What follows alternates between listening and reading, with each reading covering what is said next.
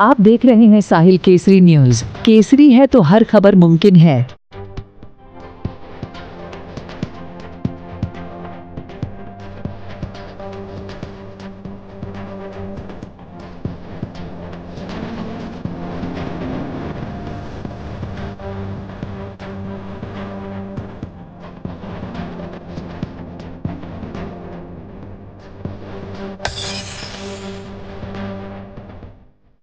महाराष्ट्र नवनिर्माण सेना मनसे के प्रमुख राज ठाकरे ने शुक्रवार को मुंबई के दादर स्थित शिवाजी पार्क में चुनावी रैली में पीएम मोदी के साथ मंच साझा किया और अयोध्या में भव्य राम मंदिर के निर्माण और जम्मू कश्मीर से अनुच्छेद 370 को निरस्त करने, ट्रिपल तलाक जैसे फैसलों के लिए केंद्र सरकार की जमकर तारीफ की। बताते चले कि राज ठाकरे ने मौजूदा लोकसभा चुनावों में बीजेपी और महाराष्ट्र में उसके सत्तारूढ़ सहयोगियों को बिना शर्त समर्थन दिया है।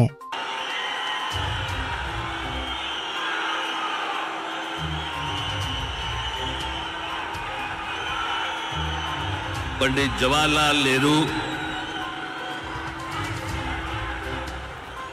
याच्यानंतर हिंदुस्तान से तिसऱ्यांदा पंतप्रधान बनणारे माननीय पंतप्रधान नरेंद्र मोदी जी,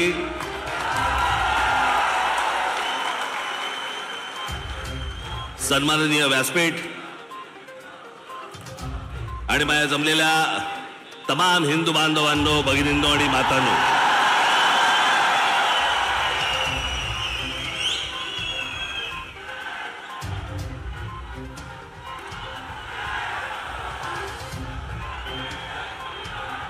मोदीजी, आपण मुंबईमध्ये याच्या अगोदर अनेकदा आलात, पण बरोबर 21 वर्षानंतर आपण आज शिवतीर्थावरती इथे आलात।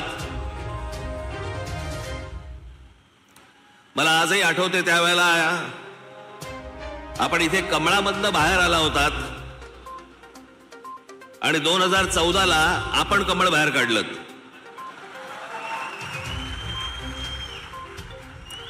मी आज फार वेळ काही भाषण करणार नाही, आपल्याला सगळ्यांना मोदीजींचं भाषण ऐकायचंय। गेल्याच महिन्यामध्ये माझं इथे भाषण झालेलं आहे।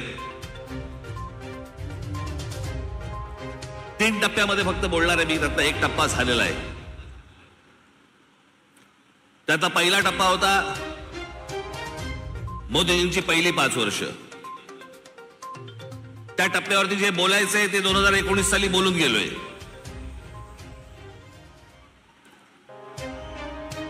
ओरली आता गेली 5 वर्ष। मला असं वाटतं आता देवेंद्रजी, मुख्यमंत्री अजितदादा, इतर सर्वांनी, उद्धव ठाकरे, शरद पवार आणि इतर सर्व माणसांवरती वेळ घालवला। मला असं वाटतं त्यांच्यावरती बोलायची गरज नाही। जे सत्यताच येणार नाहीये त्यांच्याबद्दल आपण का बोलतो?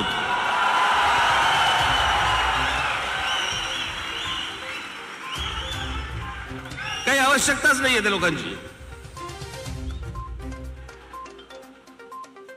मला असं वाटतं की अनेक अशा योजना ज्या गेल्या 5 वर्षामध्ये झाल्या, मी त्या दिवशी माझ्या सभेमध्ये म्हटलं होतं, टीकेच्या वेळेला टीका, समर्थनाच्या वेळेला समर्थन, प्रशंसेच्या वेळेला प्रशंसा, पण काही गोष्टी अशा आहेत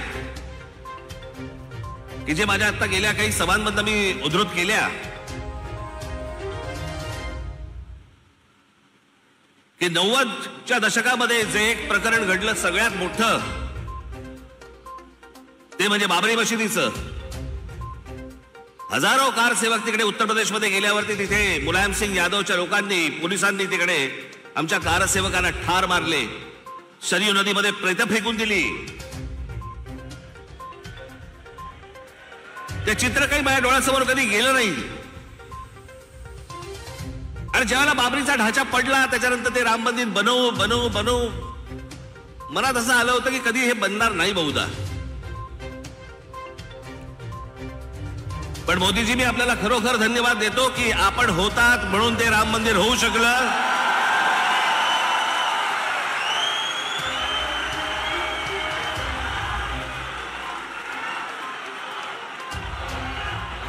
अन्यथा ते झालंच नसतं।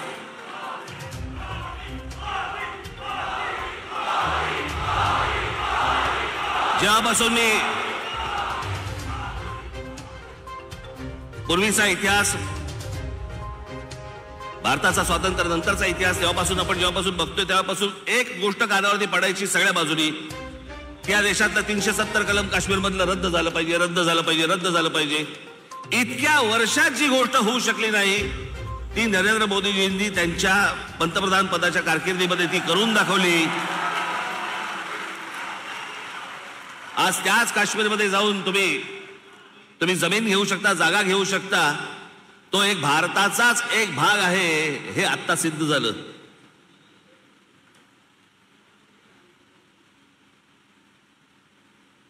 राजीव गांधी ज्या वेळेला पंतप्रधान झाले त्यावेळेला एक मोठी केस झाली होती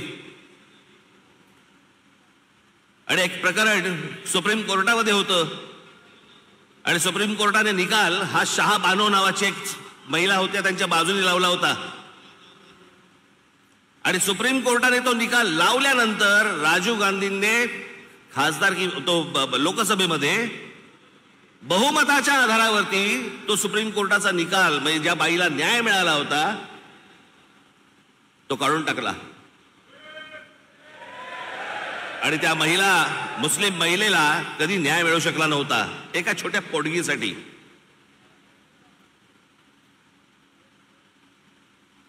पण मोदीजींनी ती एक गोष्ट करून दाखवली की तो ट्रिपल तलाक तो कायदाच रद्द करून टाकला आणि हिंदुस्थानातल्या सगळ्या जेवढ्या मुस्लिम महिला आहेत त्यांच्यामध्ये एक समाधानाचं वातावरण झालं की रात्री आपला नवरा आला, शुद्धीत आहे का बेशुद्धीत आहे माहित नाही, पण समजा उद्या तलाक बोलला तर करायचं काय पुढे, पण तो विषयच बंद करून टाकला. मला असं वाटतं की हे अनेक गोष्ट अन्नधान्य पुरवण्यापासून लस देण्यापासून अनेक गोष्टी झाल्या, पण मी या सगळ्या गोष्टींना सर्वात धाडसी निर्णय मानतो. ही गोष्ट करून घेणं, इतकी वर्ष जी होऊ शकली नाही ती गोष्ट मला असं वाटतं करून घेणं हे मला असं वाटतं की सगळ्यात महत्वाची गोष्ट आहे असं मला वाटतंय. अनेक योजना राबवल्या गेल्या अनेक वर्षांमध्ये. आज मोदीजी मी फक्त आपल्या समोर उभा आहे पुढच्या 5 वर्षासाठी. या पुढच्या 5 वर्षामध्ये आमच्या सर्वांच्या महाराष्ट्राच्या आपल्याकडनं अनेक अपेक्षा आहेत. त्या मला फक्त अपेक्षा आपल्या समोर फक्त बोलून दाखवायच्या आहेत. याच्यापेक्षा मला कुठचंही लंब चौडं भाषण नाही करायचंय. त्यातली पहिली अपेक्षा आहे की गेले अनेक वर्ष खितपत पडलेला मराठी भाषेला अभिजात भाषेचा दर्जा मिळावा. ही गोष्ट आपण पंतप्रधान झाल्यानंतर मराठीला तो सन्मान मिळेल अशी मी मोदीजींकडे अपेक्षा व्यक्त करतो आणि ती होईल, तितक्याच धाडसाने ती होईल अशी मला खात्री आहे.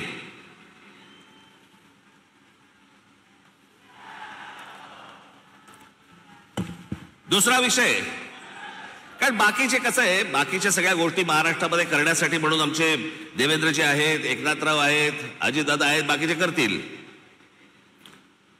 पण या देशाच्या अभ्यासक्रमामध्ये या देशावरती साधारणपणे 1000 वर्ष परकीयांनी राज्य केलं, पण त्या 1000 वर्षामधली 1400 वर्ष हे मराठा साम्राज्य होतं या संपूर्ण हिंद भूमीवरती. त्या मराठा साम्राज्याचा इतिहास हा शालेय शिक्षणामध्ये मुलांना लहानपणापासून शिकवला जावा की जेणेपासून हा देश कसा उभा राहिला हे या अख्ख्या देशातल्या मुलांना आणि भविष्यातल्या पिढ्यांना कळेल. तिसरी गोष्ट,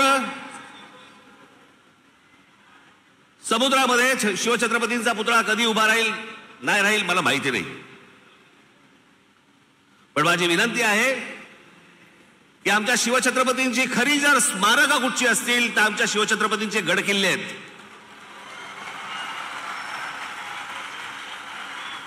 आणि या गड किल्ल्यांना पूर्वीचं ऐतिहासिक वैभव प्राप्त करून देण्यासाठी म्हणून आंतरराष्ट्रीय दर्जाची एक समिती नेमावी. भविष्यातल्या येणाऱ्या पिढ्यांना, या देशातल्या पिढ्यांना कळेल की आमचा राजा कोण होता आणि त्याने काय इतिहास गाजवला हे त्या आमच्या गड किल्ल्यांवरनं कळेल. याच्यासाठी म्हणून आपल्याकडनं गोष्ट व्हावी अशी माझी अपेक्षा आहे.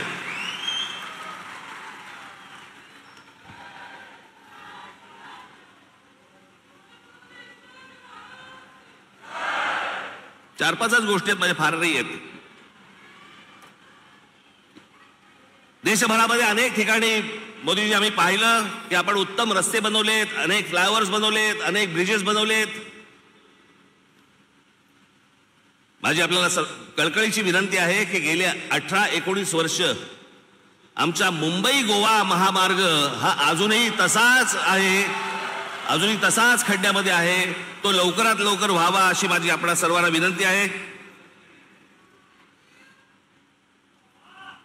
मगाशी रामदासभाईंनी उल्लेख केला,